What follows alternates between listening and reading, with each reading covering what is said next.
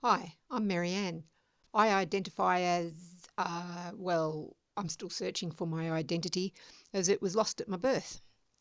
But seriously, I'd like to help dispel some of the ignorance surrounding the topic of adoption, to voice that even well-intended adoptions are terribly traumatic as the infants grow up with deeply embedded trauma in their psyches.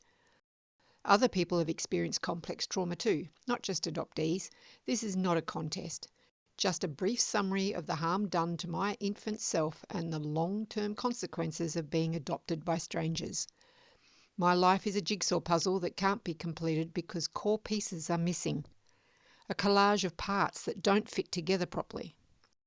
I'm not like those who were raised, for better or worse, within their blood kin families.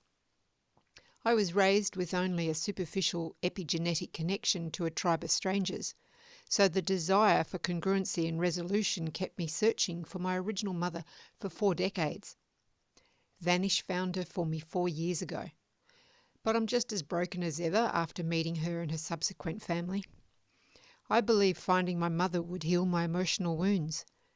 All that time, energy and emotion in pursuit of an emotional completion, only to end up with more strangers in my life.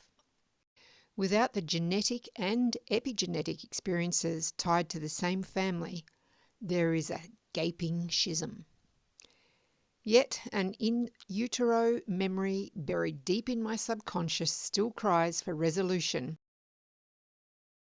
During my first 3 weeks, there were 5 events that caused 5 debilitating core beliefs.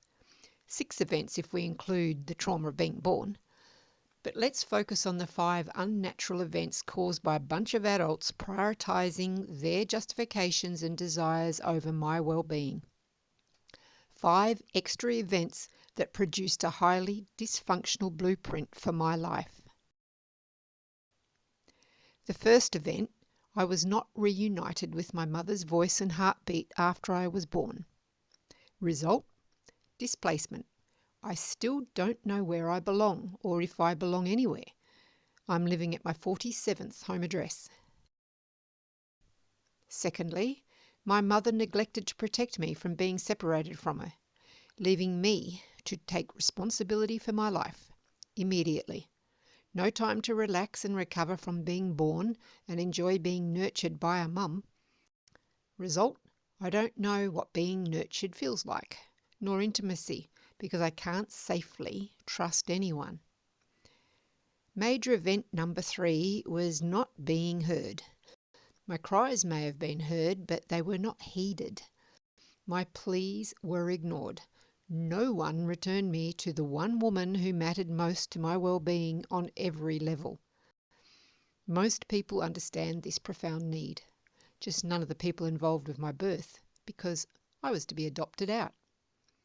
So event number 4 discharged on day 17 into the care of strangers. Would you hand your 17-day-old baby to strangers? No, nor would I.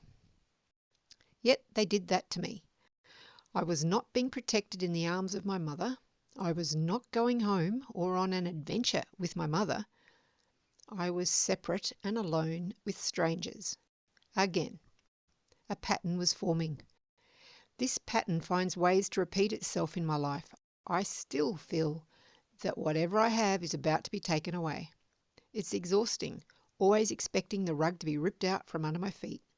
Again. The 5th event, realizing the shocking truth that my mother had truly abandoned me. I've always assumed this was the only event, but the complexity of my subconscious beliefs is founded on the multiple abuses done to me in my first 17 days. So the 5th event was the painful resignation to my fate, the suppression of who I might have been. Adoption is not a child-centric solution to an unwanted pregnancy, and not just because of the loss of identity.